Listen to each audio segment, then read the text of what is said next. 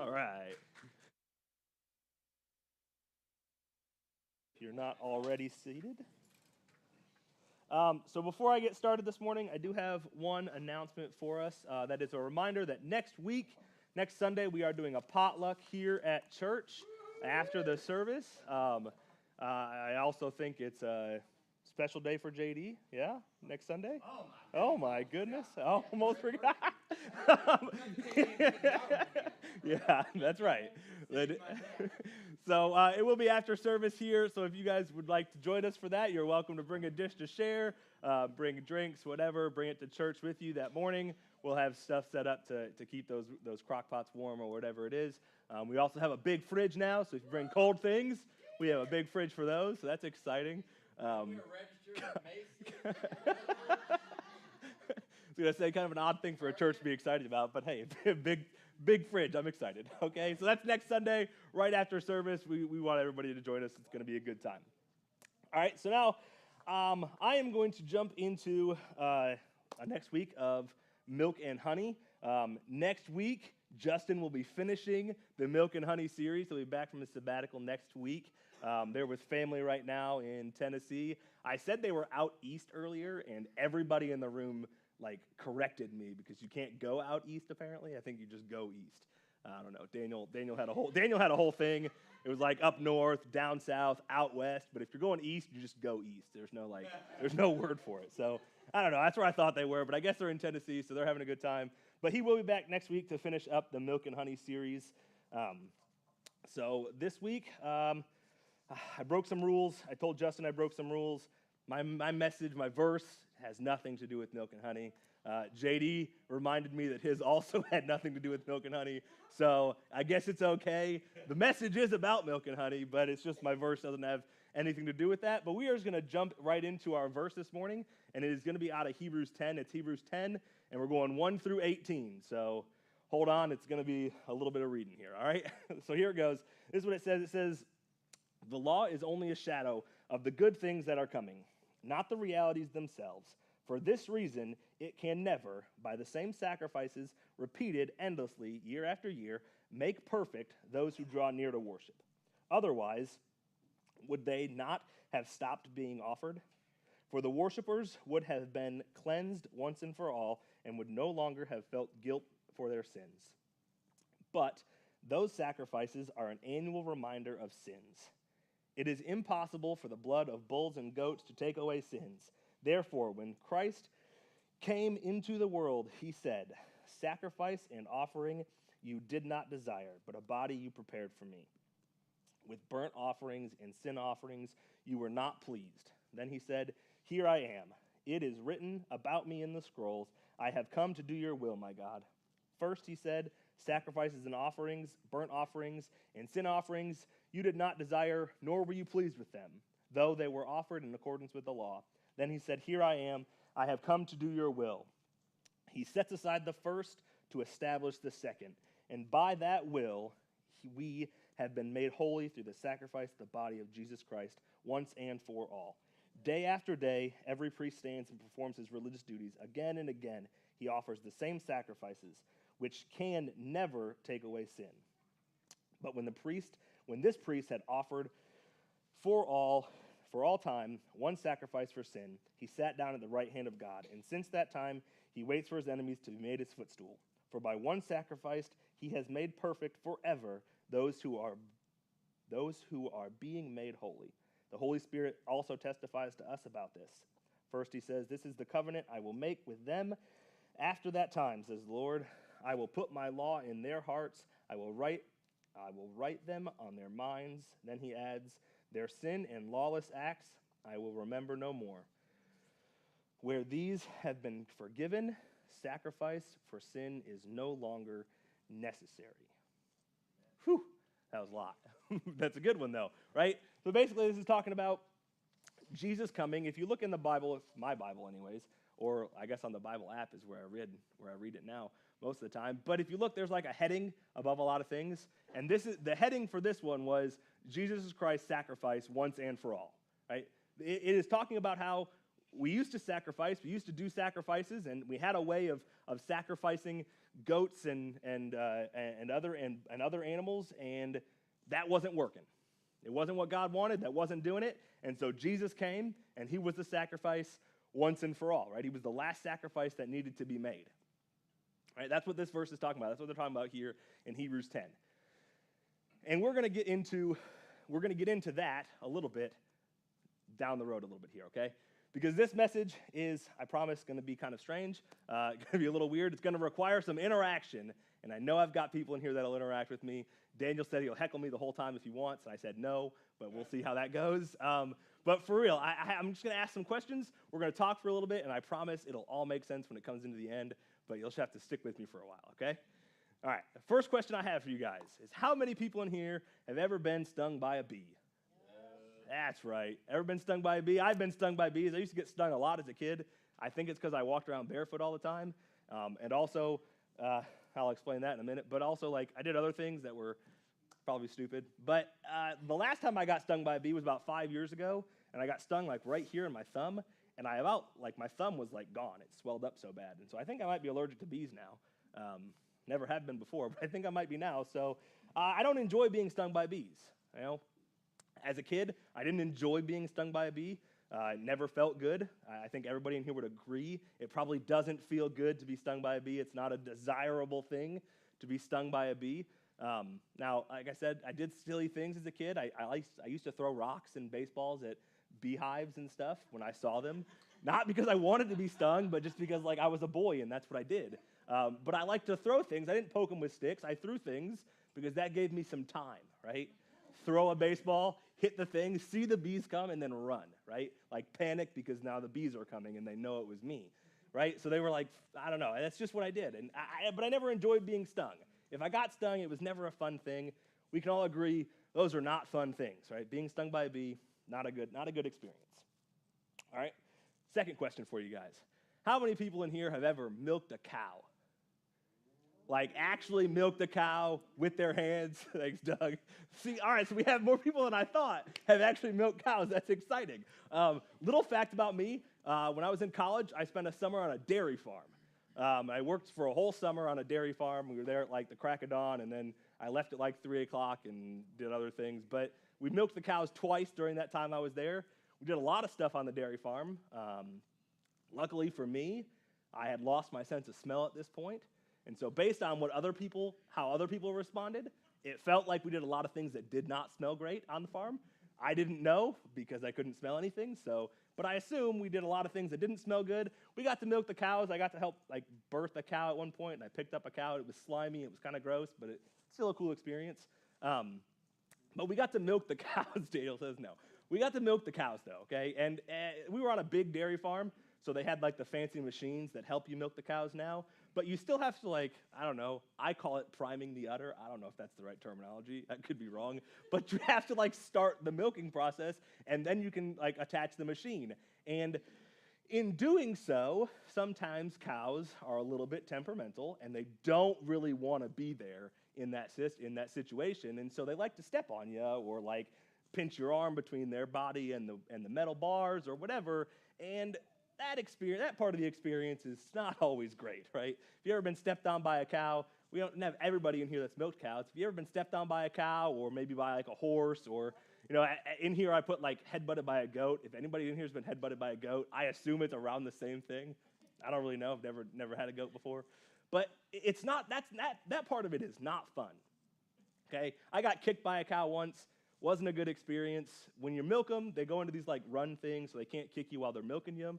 But like if you walk up on a cow, sometimes you get kicked or stepped on, and it's not a good thing, right? That part of the process is just not a lot of fun, right? I know from experience, it's not fun. My next couple of questions are going to get a little easier, all right? Next question is, how many people in here have ever eaten honey in their lives? Anybody ever eaten honey? Yeah? Whether it's like a spoonful of honey or like on a biscuit maybe or like with peanut butter. I was always a big honey and peanut butter fan. That was my thing. When I was in high school, we kept tubes of honey. I think they're called honey sticks maybe.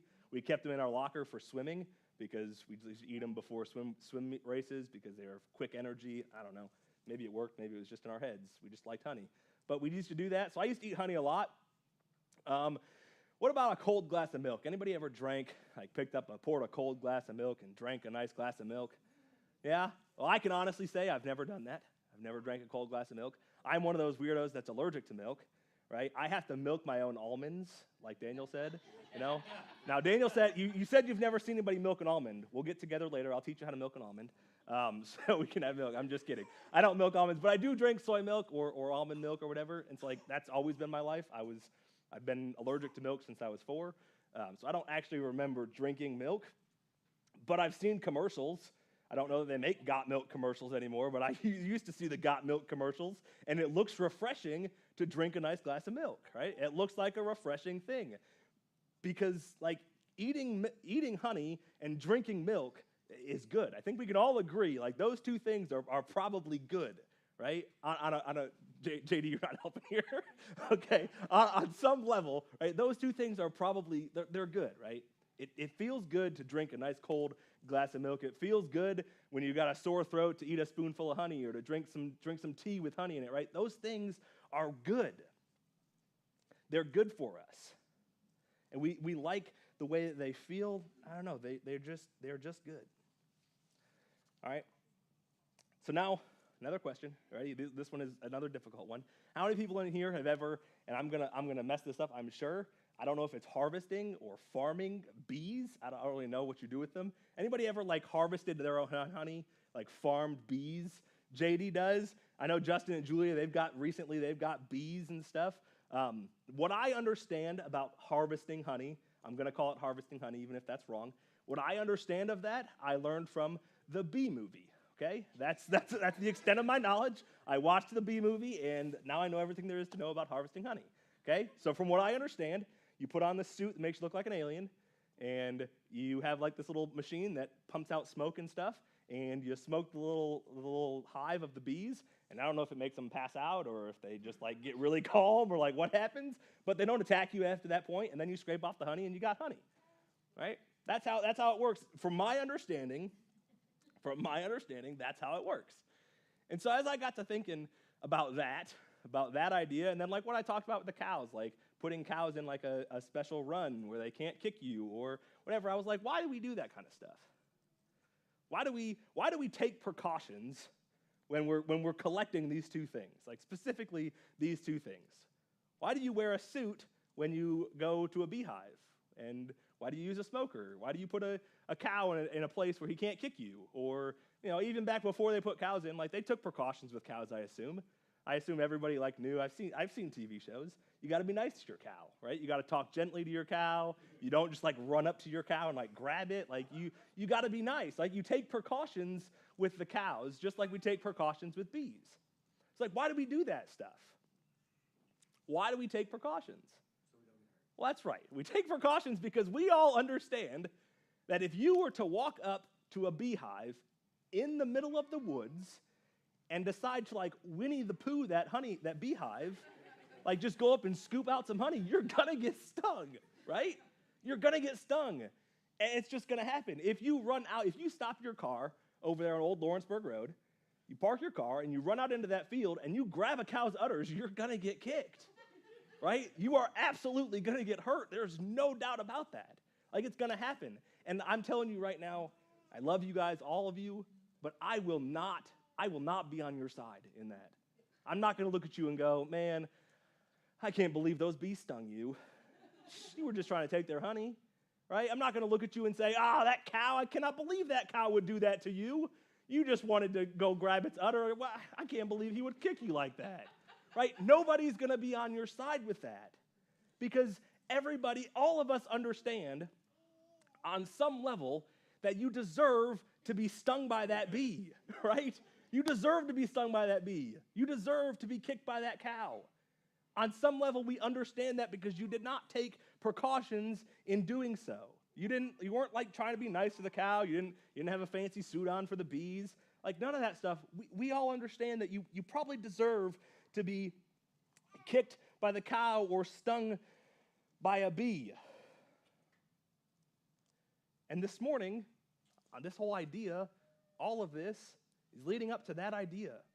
This is kind of where I've been stuck. This is what's been on my heart for weeks now, is reconciling in our lives what we deserve versus what we get, or versus what we have.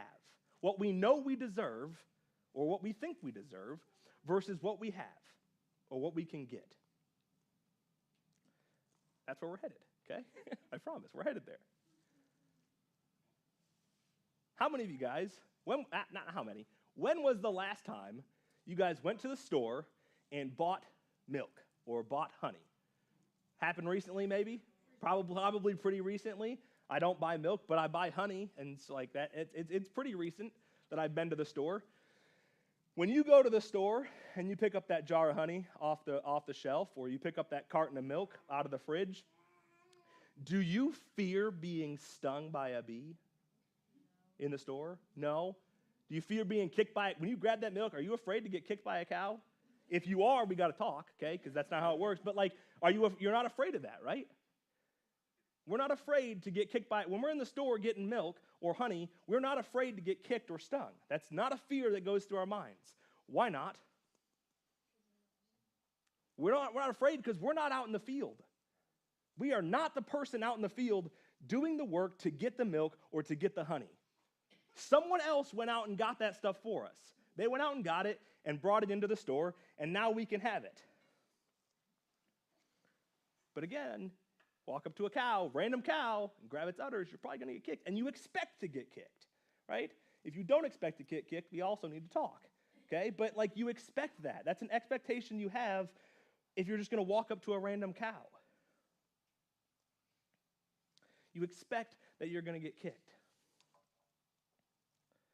So why is it that when we go to the store, we don't expect to get kicked or stung? We don't expect any of that stuff to happen. Why is it that we can go to the store and not expect anything negative to happen when we take milk and honey? We can think like that. We can have that thought in our minds, but it's so hard for us to do that in our relationship with God. I'm sure I lost some people right there. I'm sure. Because think about this. Think about that. You go to the store, you know someone else went out and did that work for you in the field. Someone else went out and gathered the milk and honey for you. You didn't have to go get it. You weren't in danger. You aren't going out there to get the honey out of the hive yourself. There was no fear of being stung by a bee or kicked by a cow because you're not out there in the field doing the work. Well, hello. Good morning. You're not in the field in your relationship with God either. Right? Hebrews 10 tells us Jesus came so that you don't have to do that. Because we were trying to do that. We were trying to make it work. And it wasn't working. And that's not what God wanted. And so Jesus came and did that. And right there, I think, is where we have so many problems. Right there is where I have this, I don't know, I feel like we as humans have a hard time reconciling what we deserve versus what we get. We deserve to be out in the field getting stung by bees. We deserve to be getting kicked by cows because, like, that's our lives. That's what we think that's what we deserve, and so we don't understand how God can just give us that stuff, right? Jesus came, and he gathered all the milk and honey that you could possibly want. He gathered it all. It's all there for you to take, and all you got to do is go to the store and get it. You don't have to go out in the field and get more. You don't have to go out and be stung by a bee or be kicked by a cow to get more. He gathered it all. It's there. We just have to take it. And I don't know if this has been something that's been on my heart because it's how I've been feeling, or if it's because I see so many people that think like this. But we really do. I see it all the time that we have such a hard time putting those two things together, letting those two things come together, what we deserve and what we get. Because we know, we say, God, you know what, God, I don't deserve that. I don't deserve to reap the benefits of the milk and honey. I don't deserve to reap those benefits that you're giving me willingly, freely giving me. So what do I need to do to get those? What do I need to do? You know what, God? I need to go out into the field. I need to go out into the fields, and I need to go get those things. Right? I need to go out in the field, and I need to find a beehive and get my own honey. If I get stung along the way, well, I deserve it. Right? The way I've lived life, I deserve that. It's hard for us to see a God who is so willing to give us something so freely, so easily, where we just got to go to the store and pick it up. That's hard for us to understand, but we never for a second question it when we go to the store to buy our food. We never for a second question whether or not it's okay for us to go get that milk and honey from the store, right? We'll go get it from the store. We don't want to actually go out into a field and get our own honey or go milk our own cows. We don't want to have to do that. And so we go to where it's easy and we get it. Well, why can't we think like that with God? Why can't we be in that same boat with our relationship with God? Why is it so difficult for us to accept that God has given us the milk and honey, that he has gathered the milk and honey for us? That we don't have to do it ourselves. That's a hard thing for us to accept because we're human. It really is. And it's because we're human. We live in a world where if I was to do something, if I was to punch Daniel, never going to punch Daniel, but if I was to punch Daniel, I wouldn't expect that Daniel's just going to walk away and forgive and forget, right? I don't think he's going to just he's just going to forgive me right away just like that. No questions asked. He's not going to bring me milk and honey the next time we see each other so we can eat together, right? So then how can anybody do that? How could anybody do that? And then we put that on God and we say, how could God do that? If I turn away and I do something, if I sin, how is it possible that we have a God who can just forgive that? How is that even possible for us?